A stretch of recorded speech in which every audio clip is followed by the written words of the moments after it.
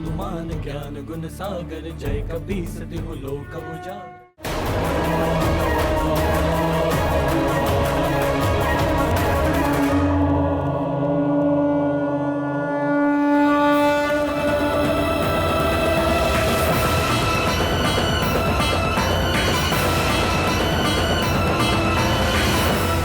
मैं वचन देता हूँ माँ,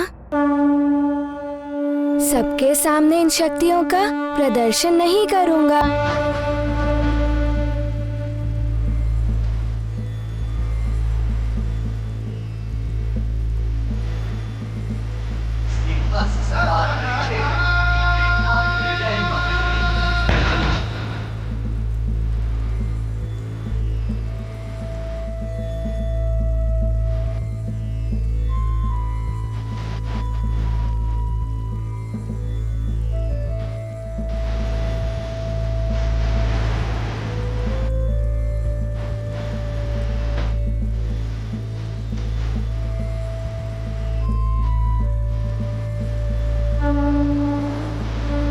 एक और अंजना है जो संसार को ज्ञानवान उद्धार करता हनुमान, संकट मोचन हनुमान स्वरूप पुत्र दे रही है।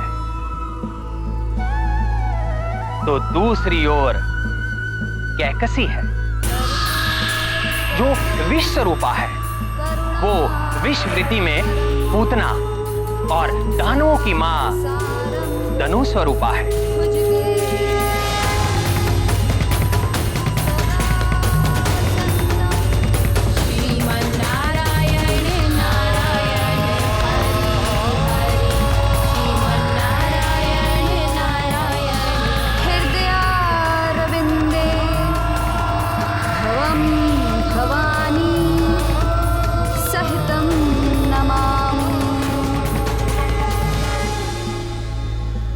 विष स्वरूपा माताएं ही अपने कुविचारों और कुसंस्कारों के विष से अपनी संतान को पतन और अंधकार की ओर धकेल देती है।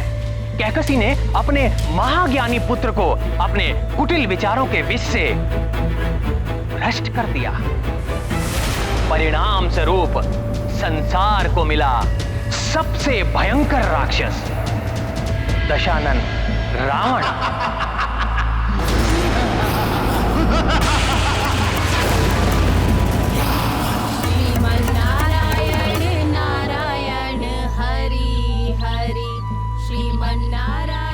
प्रिय कैकसी, तुम्हें नहीं लगता ईश्वर पूजा के लिए जलाए गए दियों से अधिक उजाला तुम्हारे इन आभूषणों की चमक से है इस आश्रम में?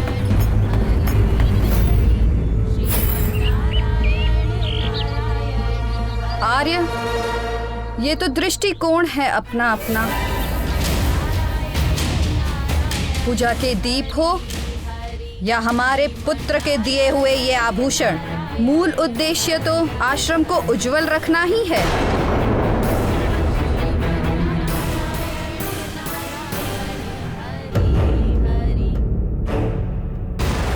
तुम्हारे मंत्रों के स्वर में भक्ति भाव से अधिक राजसी दर्प झलक रहा था। मंत्रों के स्वरों में दर्प तो होगा ही। बादलों के छा जाने से सूर्य की चमक तो कम नहीं हो जाती ना ऋषिवर।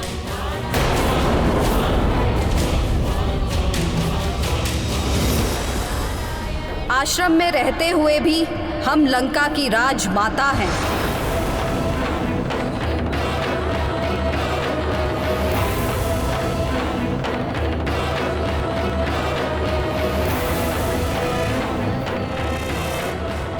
महाबली, महाज्ञानी रावण की माता हैं हम।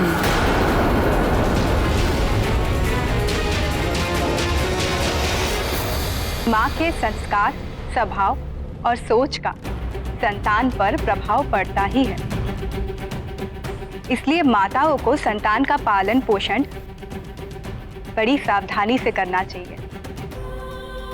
उन्हें अच्छी शिक्षा और सुसंस्कार देने चाहिए। अपनी संतान को अपनी कुंठा और दुष्प्रवृत्ति से सदैव दूर रखना चाहिए,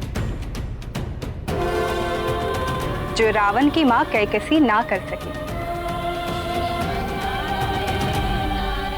प्रणाम आर्य।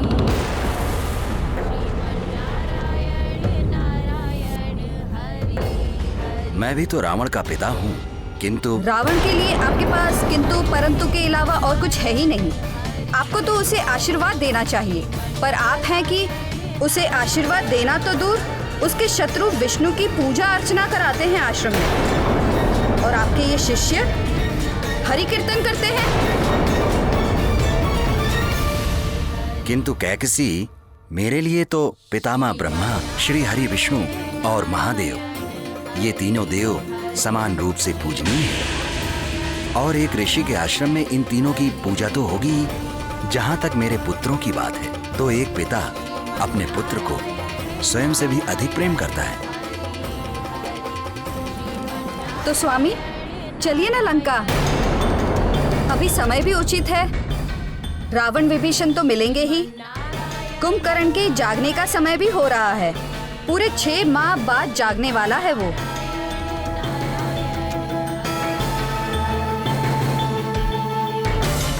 मैं अपने इस अनार्थ प्रदेश के आश्रम में ही ठीक हूँ। मेरे लिए लंका जाने का समय तब आएगा जब रावण अपने बड़े भाई कुबेर को उसकी लंका और पुष्पक विमान सम्मान सहित लौटाए, और अधर्म का मार्ग त्याग कर धर्म पथ का अनुसरण करेगा।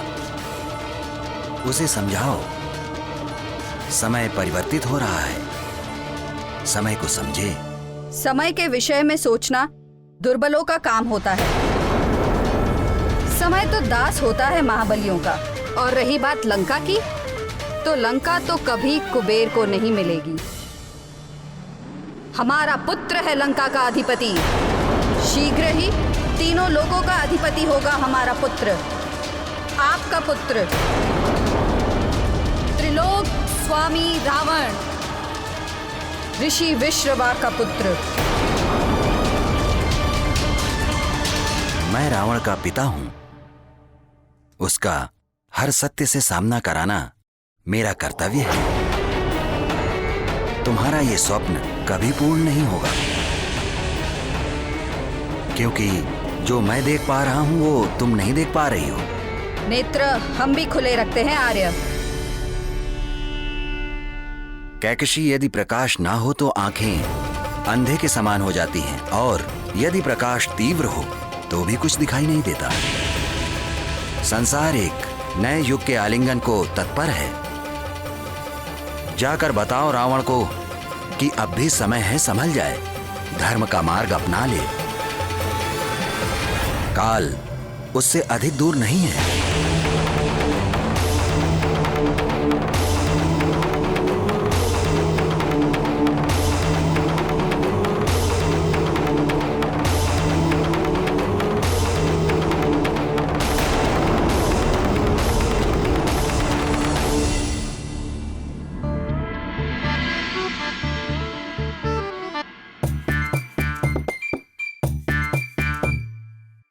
सखा,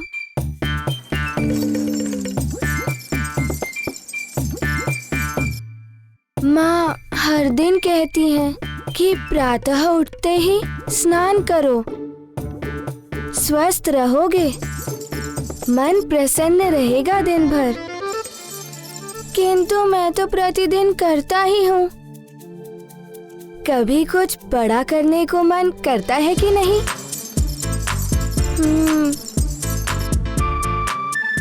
कल से ही मन कर रहा है कि जो शक्तियाँ मिली हैं उन्हें देखूं, उन्हें परखूं, क्या हो सकता है उन वरदानों में। किंतु माँ ने तो पहले ही रोक लगा दी है कि सबके सामने अपनी शक्तियों का प्रदर्शन ना करूं। अब तुम ही बताओ सखा, मैं कैसे जानूं इन शक्तियों के बारे में?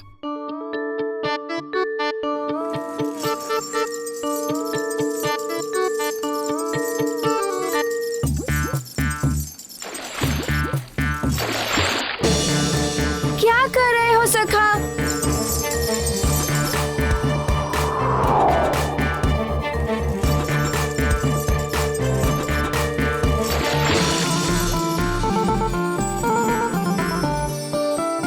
अच्छा, तुम ऐसे नहीं मानोगे सखा। तुम्हें अपनी शक्ति दिखानी ही पड़ेगी।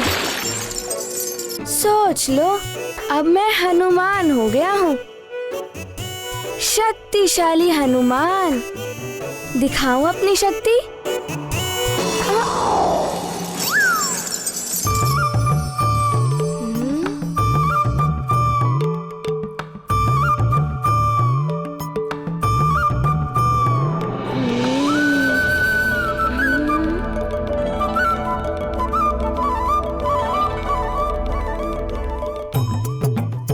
सखा, यहाँ पर तो कोई भी नहीं है। यहाँ तो हम अपनी शक्तियों का प्रयोग करके देख ही सकते हैं। मैं देवराज इंद्र तुम्हें वरदान देता हूँ, आज से किसी भी वज्र का कोई भी प्रभाव तुम पर नहीं पड़ेगा। तुम्हें वरदान देता हूँ कि तुम सदैव मेरे वरुण पाश और जल से सुरक्षित रहोगे। नदी, समुद्र या कोई भी जल तत्व तुम्हें किसी प्रकार से क्षति नहीं पहुंचाएंगे। क्या करूं? इतने वरदान, कौन सी शक्ति का प्रयोग करूं? बड़ी ही उलझन है सखा, सोचना पड़ेगा।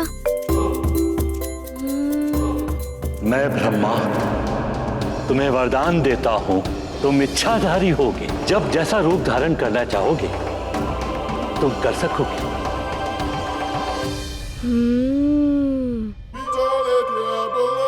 इच्छाधारी रूप? ब्रह्मा जी ने तो बहुत ही अच्छा वरदान दिया है, इसे प्रयोग करने में तो बड़ा ही आनंद आएगा। तो क्या बनूं? क्या बनूं मैं?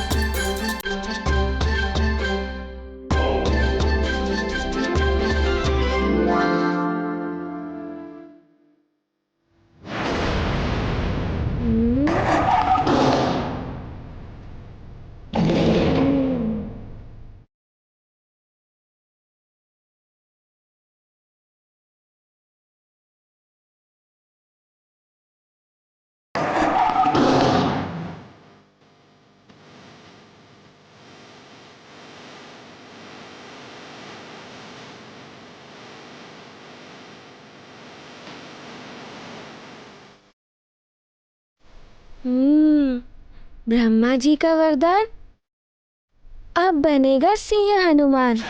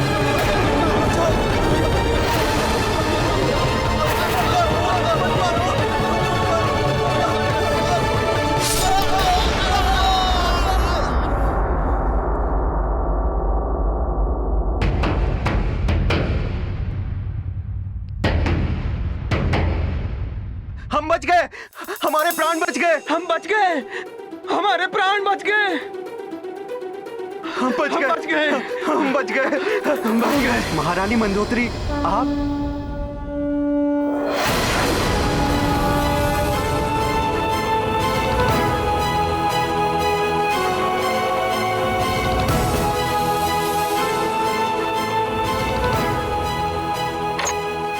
बस तुम्हारे शीश मेरे चरणों में नहीं, मात्र ईश्वर और माता पिता के चरणों में ही झुकने चाहिए। अब जाओ, तुम सब स्वतंत्र हो। हम सब स्वतंत्र हैं, हम सब स्वतंत्र हैं। महारानी, महारानी की जय हो। अब ठहरिए, आप यहाँ से नहीं, पीछे से जाइए।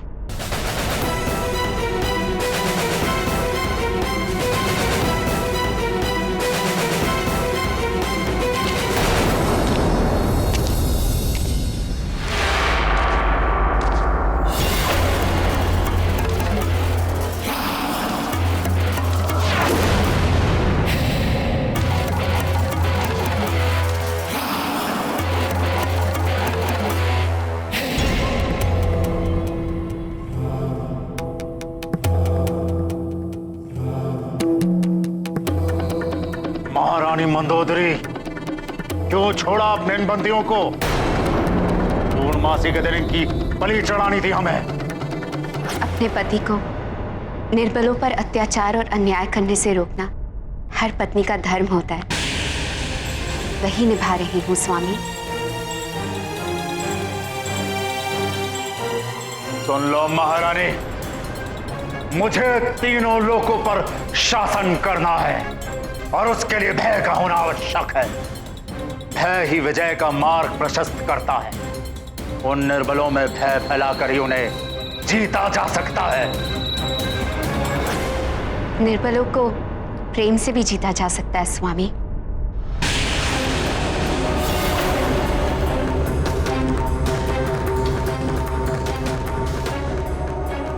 जहां देवता छल और कपट करते हैं, जैसा उन्होंने समुद्र मंथन के समय किया था, वहां प्रेम और न्याय का स्थान नहीं होता है महारानी। और आप मुझे पत्नी धर्म की दुहाई दे रही हैं, तो आपको याद दिला दूं, पत्नी का केवल एक धर्म होता है, अपने पति का साथ देना। पत्नियों, साथ तो सदैव दूंगी स्वामी, किंतु जितना मेरा वश चलेगा आपको अन्याय और अत्याचार से दूर रखूंगी। भले इसके लिए आप मुझे भी मृत्युदंड दे दें।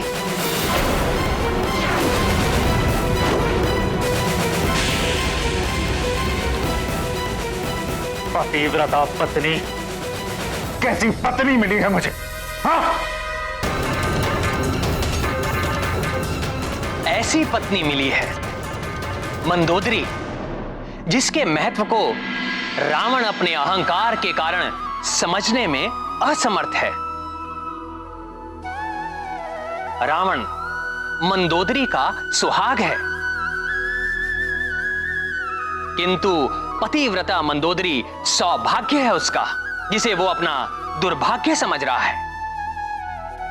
मंदोदरी के पुण्य और तप के कारण ही रावण के पापों का घड़ा नहीं भर रहा था। हां, केवल सहचारिणी ही नहीं, पत्नी सहधर्मिणी भी होती है। पत्नी के तप का प्रभाव पति के जीवन पर पड़ता है। रावण अत्याचार करके पापों का अर्जन करता, तो दूसरी ओर मंदोदरी के पुण्य कर्मों से उसके पति रावण के पापों का क्षय होता। मात्र रावण के साथ ही नहीं है, अपितु संसार के सभी पतियों के साथ भी है। उन्हें ये समझ लेना चाहिए कि पत्नी मात्र पति की अनुगामिनी ही नहीं होती है। पति के मान सम्मान और प्रतिष्ठा की रक्षा के लिए उन्हें अधर्म के मार्ग पर चलने से रोकने की शक्ति और क्षमता भी रखती है।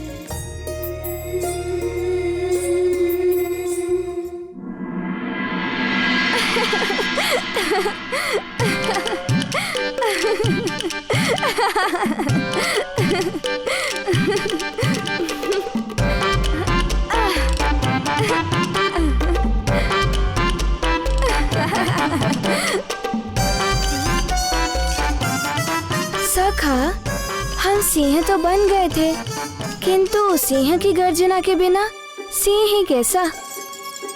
हमें एक बार तो सिंह गर्जना करनी ही होगी।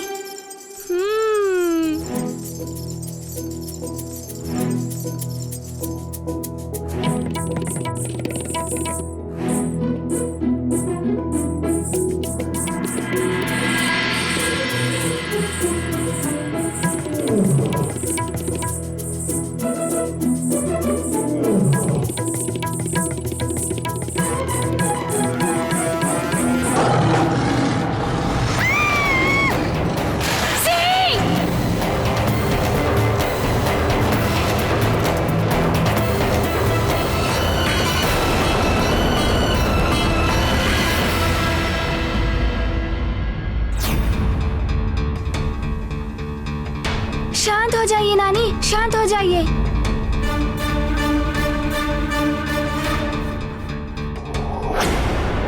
क्या हुआ?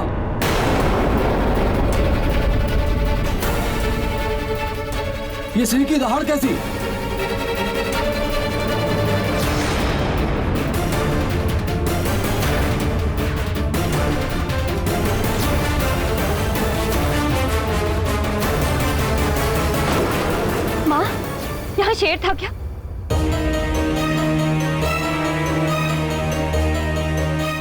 आवाज तो यहीं से आई थी।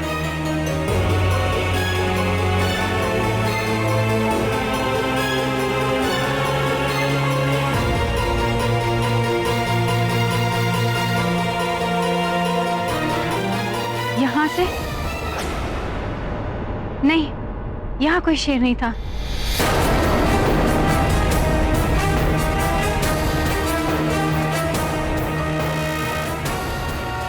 नानी, वो सिंह था ना, मैं तो कुछ भी बोलता रहता। कुछ नहीं, वो वहां है ना स्तंभ के आगे, बस उसी से डर गए थे।